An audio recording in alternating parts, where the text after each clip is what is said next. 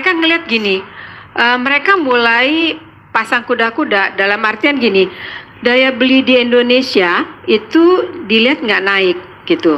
Sementara kosnya tinggi. Ngapain saya tinggal di Indonesia? Saya cabut aja, pindah kemana? Vietnam, Malaysia, Bangkok, yang memang pertumbuhannya jelas. Pak Prabowo tuh ngomongnya bagus banget, berapi-api. Tapi saya ngelihat ya, penterjemahan dari menterinya nggak pinter gitu menerjemahkannya dengan baik gitu loh. Nah itu yang jadi masalah. Kalau misalnya tadi efeknya, ini banyak yang sudah mulai ngitung akan relokasi gitu loh, akan relokasi tempat dari perusahaan asing. Kemudian perusahaan-perusahaan lokal, kalau daya belinya rendah, kemudian kosnya tinggi, apa? Paling gampang ngurangin pegawai. Pengangguran lagi tinggi ya? Dong. Gitu. Pengangguran tinggi, tanggung jawab negara lagi. Akhirnya maksudnya mau mendapatkan penghasilan, nanti tambah lagi stimulusnya di orang-orang yang pengangguran tersebut. Salah kan? Nggak berani jawab kan? kita dengarkan Mas Raja, silakan dijawab langsung. Silakan. Prabowo jadi tumbal PPN 12%. Gerindra kritik kader PDIP jangan main drama. Guys, partainya Prabowo kayaknya udah marah banget nih sama PDIP yang main nyalahin kebijakan PPN 12%. Hal ini terungkap ketika anggota Komisi 3 DPR fraksi Gerindra, Wihadi Wianto bilang, PDIP kok tiba-tiba semangat banget kritik Prabowo soal kenaikan PPN. Padahal itu produk PDIP yang 2021 kuasai parlemen, bukan produk Prabowo maupun Gerindra. Wihadi jelasin, tahun 2021 itu PDIP penguasa loh, ketua panja undang-undang juga dari PDIP. Tapi sekarang kayak lempar batu dan langsung nyalahin Prabowo. Wihadi juga bilang guys, PDIP tuh sekarang lagi drama nyari simpati rakyat dan nyalahin Prabowo Gibran. PDIP semangat banget provokasi publik biar citra Prabowo Gibran jelek. Menurut kalian yang salah siapa sih guys? Prabowo atau PDIP? Sahabat SC, ini gara-gara Sri Mulyono. Maksudnya Sri dan Mulyono ya. Carut marut negeri ini, utang semakin membengkak, alokasi APBN yang tidak tepat sasaran, ya salah satunya IKN lah, udah habis berapa triliun itu.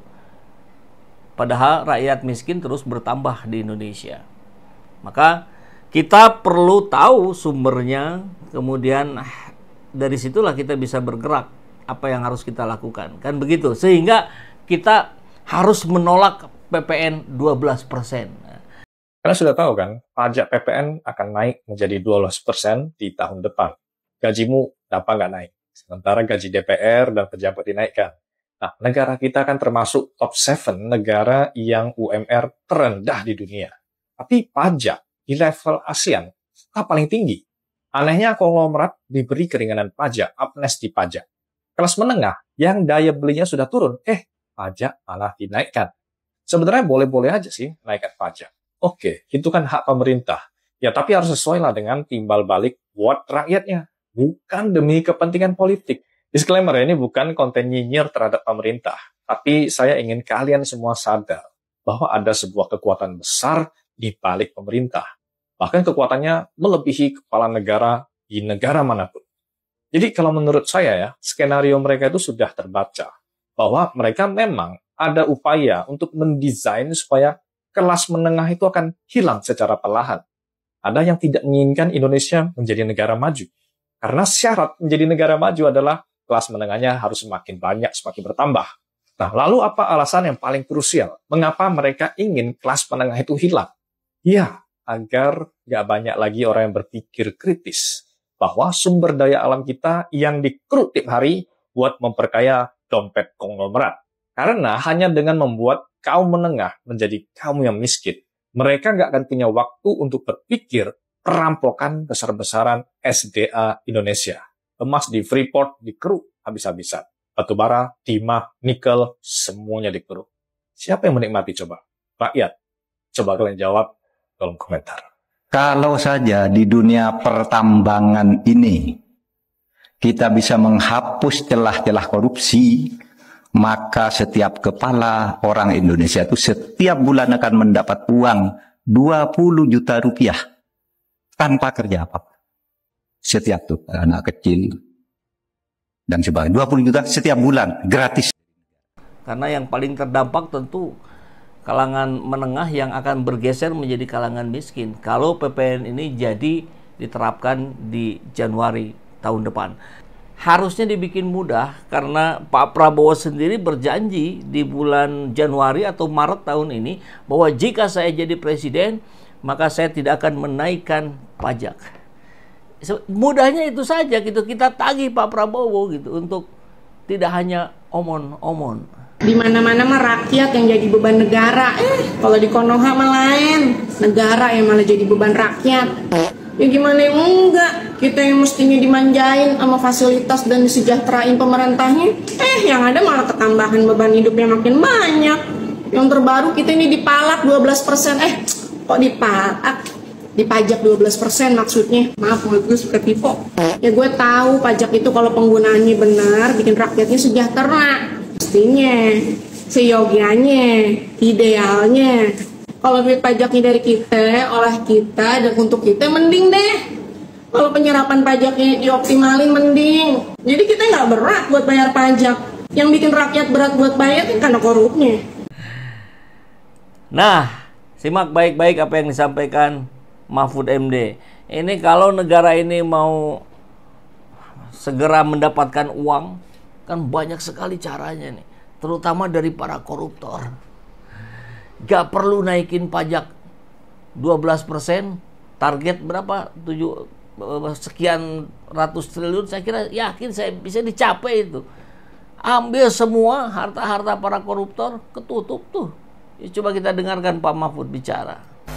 Kenapa tax rasionya rendah? Karena di dunia perpajakan itu ada korupsi. Korupsi itu kong kali kong antara wajib pajak dengan pegawai pajak. Kalau misalnya saya Mahfud MD itu punya perusahaan, datang ke kantor pajak, Pak saya mau ngitung pajak saya berapa, kantor pajak tuh ngitung, oh pajakmu 50 miliar karena asetmu sekian, pendapatanmu menurut pembukaan sekian. Lalu di situ mulai tawar-menawar, Pak kok mahal 50 miliar, banyak banget ya, kamu mau berapa, kurangi dong. Oke saya kurangi 50 miliar menjadi 20 miliar, yang 30 miliar kita bagi dua, kata pegawai pajaknya. Itu yang dilakukan oleh Gayus itu, yang sekarang masih di penjara itu. Dan orang seperti Gayus tuh banyak di kantor perpajakan. Dia menjadi kantor pegawai pajak, lalu membentuk kantor konsultan pajak. Orang yang bayar pajak suruh konsultasi ke situ dulu, ngitungnya berapa miliar, dikurangi lalu dibagi dua. Maka tax rasio kita itu hanya 11%. Seharusnya kita ini kaya tuh, ribuan triliun bisa kita kumpulkan dari pajak. Belum lagi dari kepabeanan. Orang impor emas 10 ton, di dalam laporannya ditulis 6,5 ton. Yang 3,5 ton tuh impor gelap, nggak bayar pajak. Ini yang sekarang sedang kita bawa ke pengadilan, yang baru saya tangkap ini. Ada yang begitu tuh banyak. Itu saya hanya memberi satu contoh kenapa Indonesia itu sekarang tidak baik-baik saja. Nah, begitu. Nggak perlu dinaikin 12%, tapi pajak yang sebelumnya belum efektif diefektifkan. Yang nipu-nipu itu berapa ton emas itu, yang orang-orang pajak itu. Nah, itu dong. Mahfud MD bicara ribuan triliun bisa kita dapatkan hanya dari merapikan proses perpajakan. Bukan seperti sekarang. Kan makin terus ketahuan, makin bermunculan itu. Makin orang yang nilep, orang pajak ini nilep duit pajak. Kan gila ini kalau begini. Belum lagi cara-cara yang seperti ini juga mengerikan ini. Ini makin banyak ini. Konon katanya yang terlibat ini bakal calon gubernur Sulawesi Selatan kemarin. Itu pabrik uang palsu di UIN, di Makassar. Kerabatnya jenderal. Wah, ngeri kali ini. Judol itu juga efeknya kemana-mana. Jadi mari fokusnya ke situ saja Pak Prabowo. Ya, bersihkan itu uang rakyat yang tersedot judol. Kalau bisa dihentikan luar biasa, itu bisa meningkatkan kemakmuran rakyat. Pajak yang tercecer bisa dikembalikan ribuan triliun kata Mahfud MD.